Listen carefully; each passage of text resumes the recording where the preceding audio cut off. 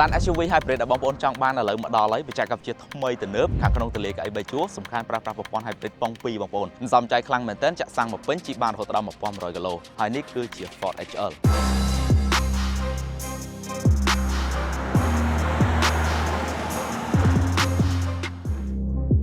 ស្វាគមន៍បងប្អូនទាំងអស់គ្នាមកកាន់វីដេអូថ្មីអញ្ចឹងថ្ងៃនេះគឺយើងមាន Ford HL កាលពីវីដេអូ walk around ឃើញថាបងប្អូនចាប់អារម្មណ៍ច្រើនមែនទែនទាំងរូបរាងប្លែកស្អាតបច្ចេកវិទ្យាទំនើបថ្មីក៏ដូចជានៅផ្នែកខាងក្នុងហ្នឹងគឺជា SUV 7កៅអីក៏ប៉ុន្តែកៅអីជួរទី2គឺជាប្រភេទ VIP ណាអញ្ចឹងនៅក្នុងវីដេអូនេះខ្ញុំនឹងធ្វើបទបង្ហាញលម្អិតតែម្ដងពី Ford HL ជូនទៅកាន់បងប្អូនទាំងអស់គ្នាចំណុចដែលតាក់ទាញខ្លាំងជាងគេខ្ញុំគិតថាជាមុខមាត់របស់ឡានតែម្ដងព្រោះថាការរចនានេះគឺជាបែបបទទម្រង់បែបថ្មីមើលទៅទំនើបហើយភ្ជាប់មកជាមួយនឹងភាពច្នៃប្រឌិតខ្ពស់ខ្លាំងមែនទែនអញ្ចឹងបើសិនជាបងប្អូនក៏លេចមកមើលប្លុកជាងនេះទម្រង់នៃការរចនាដូចទៅនឹងឈ្មោះរបស់ឡានអញ្ចឹងអក្សរ L ក៏ប៉ុន្តែទម្រង់ជាអក្សរ L កន្លាប់ណាហើយនៅខាងក្នុងនេះគឺយើងមានជាមួយនឹងចង្កៀងគុជ LED រហូតដល់2គ្រាប់ design ជាប្រភេទថ្នាក់ណាបងប្អូនទាំងគ្នាលើក្រោមអញ្ចឹងនៅពេលដែលយើងបើកពេលយប់បំភ្លឺផ្លូវបានច្បាស់ល្អខ្លាំងមែនទែនហើយពាក់ព័ន្ធជាមួយនឹងចង្កៀង daytime running light វិញក៏ជាប្រភេទ LED ដែរដូចបងប្អូនឃើញអញ្ចឹងគឺជាប្រភេទបន្ទាត់អូពីផ្នែកខាងឆ្វេងទៅដល់ផ្នែកខាងស្ដាំតែម្ដងហើយនៅខាងក្រោមនេះគឺយើងមានជាបន្ទាត់ត្រេទៀតដែលមើលទៅប្រតិកលាគ្នាជាមួយនឹងសំណាញ់ប៉ាណាបែបថ្មីនេះមែនទែនដោយសារតែគាត់បានរចនាជាទម្រង់បែបក្រោមដែរណាបងប្អូនទាំងគ្នាលើពីនោះទៀតចង្កៀងនេះគឺជាប្រភេទ animation ស្រស់ស្អាតខ្លាំងមែនទែនបងប្អូនទាំងគ្នាហើយក៏ទំនើបផងដែរហើយមានចំណុចមួយដែលបងប្អូនមើលផ្នែកទទេអាចនឹងម្លងគឺពាក់ព័ន្ធទៅនឹងប្លុកខ្យល់ទាំងផ្នែកខាងលើនិងផ្នែកខាងក្រោមនៅខាងក្នុងនោះគឺមានជាមួយនឹងស្ទះខ្យល់បិទបើកអូតូឬក៏អង់គ្លេសគេហៅថា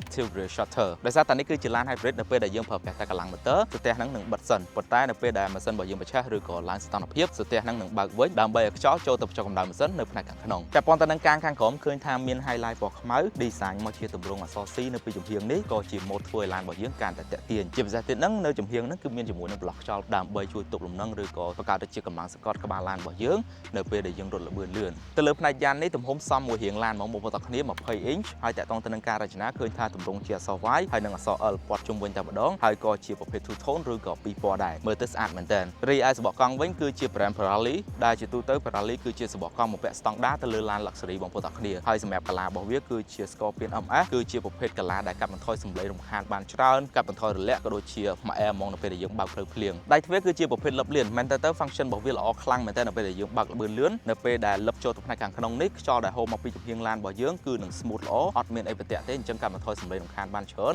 ហើយក៏ឡានរបស់យើងច្រែងខ្យល់បានល្អជាភ្នាក់ងារមួយមិនសមចៃសាំងបានមួយផ្នែកដែរតែប៉ុន្តែនឹងផ្នែកចំហៀងនេះយើងមើលយូរទៅអត់សាំភ្នែកទេបងប្អូនដោយសារតែ Ford គាត់បានរចនាមកច្នៃប្រឌិតខ្លាំងមែនទែនក្នុងខាងក្រោយគាត់បានរចនាតួមាន detail កោងលើចេះ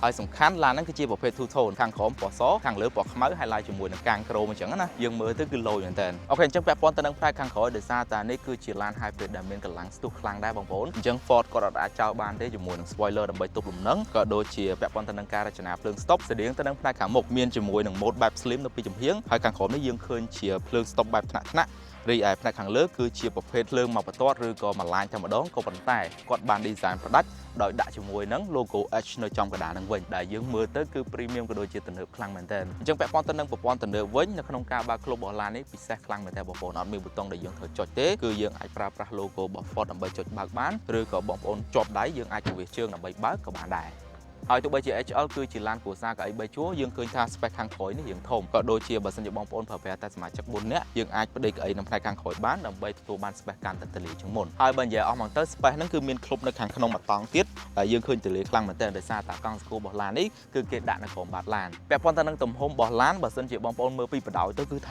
វែងខ្លាំងមែនទែនដោយសារតែរហូតដល់5ម៉ែត្រជាងក៏ដូចជាប្រវែងទទឹងគឺ2ម៉ែត្រជាងរីឯកម្ពស់ហ្នឹងគឺ1747មីលីម៉ែត្រនិងគម្លាតកង់មុខកង់ក្រោយរហូតដល់ជិត3ម៉ែត្របងប្អូនអ្វីដែលខ្ញុំចាប់អារម្មណ៍ពីផ្នែកខាងក្នុងក្រៅពីរឿងប្រណិតហើយនិងភាពទំនើប Ford ក៏បានរចនាមក focus ទៅលើអ្នកប្រើប្រាស់ឬក៏ user ខ្លាំងមែនទែនចាប់ដើមពីផ្នែកចង្កូតទៅគឺជាចង្កូតស្បែកហើយក៏ជាចង្កូតអេឡិចត្រូនិកទំហំរបស់វាធំមែនទែននៅពេលដែលយើងកាន់បួងបត់ឆ្វេងស្ដាំក៏ងាយស្រួលដែរហើយនៅលើនេះគឺមានប៊ូតុងជាច្រើននៅខាងឆ្វេងគឺតាក់ទងទៅនឹងប្រព័ន្ធ adaptive cruise control រីឯនៅខាងស្ដាំតាក់ទងទៅនឹងការកំណត់ volume ហើយនិង voice command កុងទ័រគឺជាប្រភេទ digital ទំហំ 12.3 inch ដែលយើងទទួលបានជាមួយនឹង interface ឬក៏ version ជំនាន់ថ្មីបងប្អូនអញ្ចឹង animation ក៏ដូចជារូបភាពនៅក្នុងនោះគឺច្បាស់ហើយលយខ្លាំងមែនទែនឧទាហរណ៍ដូចជានៅខាងឆ្វេងបង្ហាញអំពី power ឬក៏ថាមពលរបស់កុយរីឯនៅខាងស្ដាំនេះបង្ហាញអំពីល្បឿនរថយន្តសូម្បីតែកៅអីនេះក៏ជាការរចនាថ្មីដែលបងប្អូនទាំងគ្នាប្លែកជាងគេកន្លែង headrest នឹងតែម្ដងយើងមើលទៅពីមុខស្អាតប៉ុណ្ណឹងហើយមើលពីខាងក្រោយកាន់តែស្អាតទៀតរួមជាមួយនឹង logo H ហ្នឹងមើលទៅដូច robot តែម្ដងបងប្អូនហើយពាក់ព័ន្ធទៅនឹងផាសុកភាពវិញឃើញថា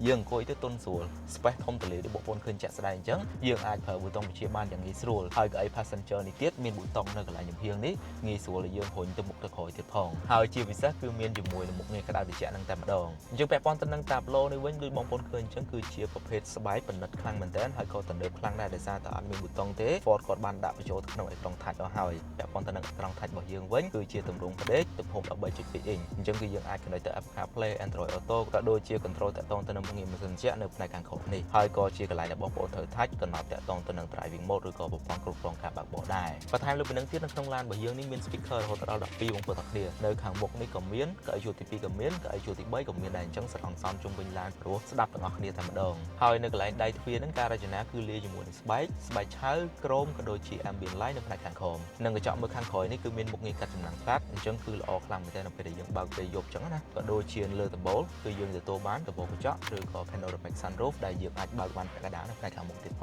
ងអញ្ចឹងយើងចុះក្រោមវិញមកមើល center console ធម្មតាអញ្ចឹងគឺ clean មែនទែនក៏ប៉ុន្តែយើងអាចបើកបានដើម្បីបង្ហាញអំពី storage បន្ថែមទៀតក៏ដូចជា cup holder និងកន្លែងសាកទូរស័ព្ទបន្ថែមដោយសារតែក្នុងឡានរបស់យើងនេះក៏មាន wireless charge ឬក៏ឆ្នាំងសាកខ្សែដែរឥឡូវហ្នឹងខ្ញុំកំពុងតែសាកផ្ទាល់តែម្ដងហើយនៅកន្លែងចង្កឹះលេខនេះទោះបីជាប្រភេទ e-shifter DNA របស់ Ford ក៏ប៉ុន្តែនេះគឺជាប្រភេទ mono stable អញ្ចឹងនៅពេលដែលបងប្អូនចូលលេខឧទាហរណ៍យើងចូល D ចង្កឹះលេខនឹងមកវិញជា concept ដែលគេប្រើច្រើនមែនទែននៅក្នុងឡាន luxury បន្តទៅទៀតគឺយើងមានជាប្រាំងដៃ electronic នៅផ្នែកខាងក្រោយប៊ូតុង driving mode ប៊ូតុង driving assistant ដើម្បីបិទ traction control ឬក៏បិទបើក auto hold និងមានប៊ូតុង volume ពវល់នៅកណ្ដាលនេះជួរទី2នេះគឺជាកៅអី VIP សម្រាប់ខាងស្ដាំនេះវិញគឺ VVIP តែម្ដងបងប្អូនអរគ្នាដោយសារតែកៅអី passenger ខាងមុខគឺត្រូវបានរចនាឲ្យមានប៊ូតុងសម្រាប់ឲ្យយើងខិតទៅខាងមុខលក្ខខណ្ឌថាអត់មានមនុស្សអង្គុយគឺយើងអាចស្ដោកជើងលាតបានក៏ប៉ុន្តែចាស់ស្ដែងទៅឡាននេះគឺបានរចនាសម្រាប់គ្រួសារទាំងមូលហ្មងសមាជិក6ទៅ7នាក់អញ្ចឹងណាបងប្អូនគឺល្អខ្លាំងមែនទែនដែលខាងមុខយើងមានប្តីប្រពន្ធប៉ាម៉ាក់របស់យើងនៅជួរទី2ក៏ដូចជាកូននៅជួរខាងក្រោយគឺឯជួរទី2នេះខ្ញុំគិតថា perfect តែម្ដងសម្រាប់ប៉ាម៉ាក់របស់យើងដោយសារតែ space ទលេខ្លាំងមានជាមួយនឹង armrest អង្គុយធម្មតាក៏ comfort ជាពិសេសគឺអាចចុចផ្ដេកបានទៀតផងអញ្ចឹងនៅពេលដែលបងប្អូនធ្វើដំណើរកម្សាន្តផ្លូវឆ្ងាយពួកគាត់អាចសម្រានបានសំណុកខ្លួនអត់សូវហត់ហើយក៏ស្រឡះខ្លួនអាចមើលទេសភាពតាមរយៈត្បូងកញ្ចក់នៅផ្នែកខាងលើបានទៀតនិយាយទៅចំណុចដែលដូចគ្នាពីកៅអីទាំង3ជួរគឺជាប្រភេទស្បែកទាំងអស់ហើយមានម៉ាស៊ីនត្រជាក់គ្រប់ជួរទាំងផ្នែកខាងមុខ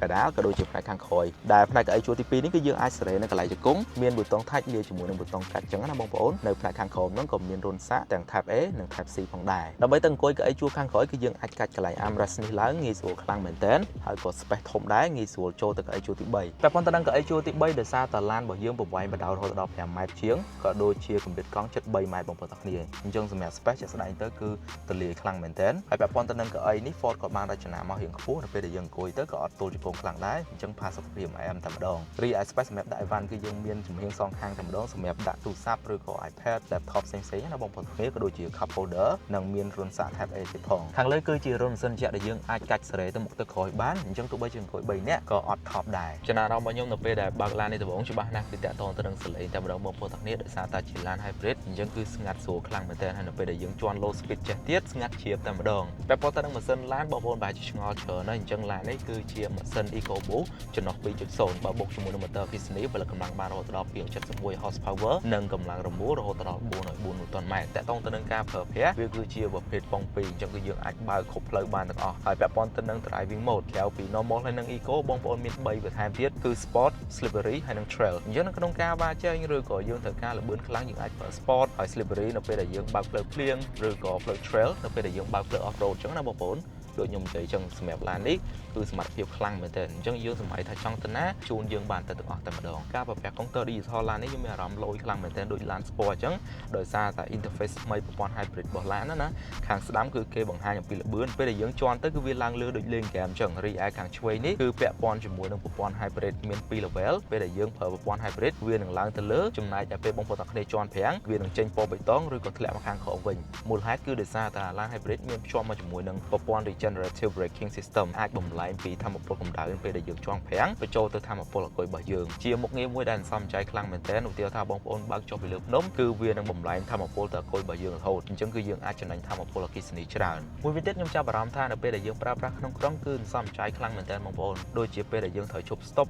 ឬក៏ឈប់ទិញកាហ្វេទិញបាយជាដើមម៉ាស៊ីននឹងផលិតបន្ទាប់មកអគុយជាអ្នកគ្រប់គ្រងថាមពលមកកាន់ឡានរបស់យើងតាក់ទងទៅនឹងប្រព័ន្ធម៉ាស៊ីនត្រជាក់ជាដើមណាជាភ្នាក់ងារមួយដែលជួយសំចៃយើងបានច្រើនមែនទែន ដោយសារតែយើងអត់ត្រូវការប្រឆាំងម៉ាស៊ីនចោលទេហើយបើតាមខ្ញុំសាកតែប្រឆាំងចោលឃើញថាអគុយឡាននេះទុកបានយូរមែនតើបងប្អូនទំមតែម៉ាស៊ីនប្រឆាំងមកវិញហើយបើសិនជាថាមពលអគុយពេញយើងអាចប្រើប្រាស់កម្លាំងម៉ូទ័រដែរក៏ប៉ុន្តែបើសិនជាបងប្អូនជាន់កធៈអាចនឹងឆាប់ផ្ដាច់ចូលទៅកាន់ hybrid វិញយ៉ាងណាមិញបើសិនជាយើងប្រើប្រាស់ adaptive cruise control ដោយសារតែល្បឿនឡាននៅទេអញ្ចឹងយើងអាចប្រើប្រាស់កម្លាំងម៉ូទ័រយ៉ាងយូរហើយ smooth ល្អពាក់ព័ន្ធទៅនឹង performance វិញខ្ញុំគិតថាគួរឲ្យចាប់អារម្មណ៍ខ្លាំងមែនទែនសម្រាប់ឡាននេះដោយសារតែនៅពេលដែលយើងកងជើងទៅម៉ាស៊ីនអត់ប្រឹងទេណាមួយទៀតធូរស្រួលជាពិសេសល្បឿនគឺយើងអាចទទួលយកបានសម្រាប់ប្រើប្រាស់ក្នុងក្រុងរីឯពេលដែលបងប្អូនចង់ជន់ស្ទុះយើងគ្រាន់តែញោច gear បន្ថែមបន្តិចទៅគឺឡាននឹងស្ទុះលឿនខ្លាំងមែនទែនបងប្អូនដែលមានថាយើងអត់ចាំបាច់ដូរ driving mode ទៅ sport អីទេនៅក្នុងការវ៉ាចេងហើយខ្ញុំក៏បានសាកបត់ផ្លូវកង់ល្បឿនយ៉ាងលឿនហើយដែលខ្ញុំចាប់អារម្មណ៍ហ្នឹងគឺតួឡានអត់ឃ្លោងជើងក្រោមហាប់ណែល្អជាពិសេសគឺតាក់ទងទៅនឹងស្បកកង់អត់ផាយហើយ performance វិញគឺល្អមែនទែនដោយសារតែជាប្រភេទប៉ុង2ឬក៏ World ឲ្យកង់ទាំង4ណាបងប្អូនគ្នា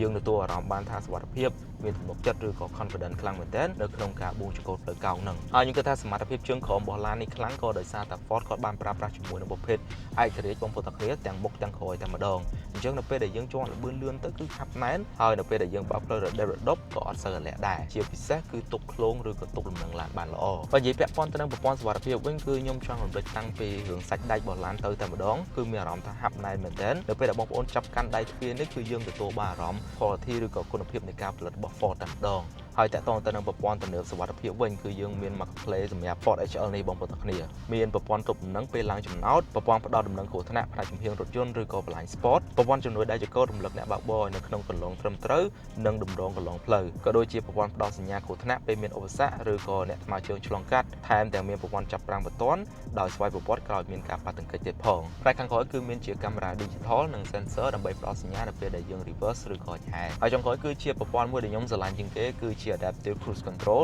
នៅពេលដែលយើងបើក highway គឺស្រួលខ្លាំងមែនតើកំណត់ល្បឿនហើយវានឹងតម្លាក់ល្បឿនទៅតាមឡានខាងមុខទៀតផងយើងអត់ចាំបាច់ជាន់ប្រាំងទេខ្ញុំគិតថា Ford HL នេះគឺស័ក្តិសមមែនតើសម្រាប់បងប្អូនដែលកំពុងតែត្រូវការឡាន SUV គ្រួសារទលាយហើយចង់ប្រើប្រាស់នៅក្នុងក្រុងសំចៃក៏ប៉ុន្តែនៅតែអាចជូនគាត់ទៅដល់ណាក៏បានព្រោះថាឡានរបស់យើងគឺជាប្រភេទប៉ុង2 World ដល់កង់ទាំង4មួយវិញទៀតតាក់ទងទៅនឹង build quality ឬក៏គុណភាពនៃការផលិតសាច់ដែកគឺហាប់ណែនមែនតើហើយផ្នែកខាងក្នុងវិញគឺ premium ហើយនៅផលិតបច្ចេកវិទ្យាជំនាន់ចុងក្រោយអញ្ចឹងបើសិនជាបងប្អូននៅតែមានចម្ងល់ផ្សេងៗអាច comment នៅខាងក្រោមឬក៏ឆាតមកខ្ញុំក៏បានដែរឬក៏បងប្អូនចង់ test drive ឡាននេះផ្ទាល់អាចទំនាក់ទំនងទៅកាន់ Ford Cambodia បាន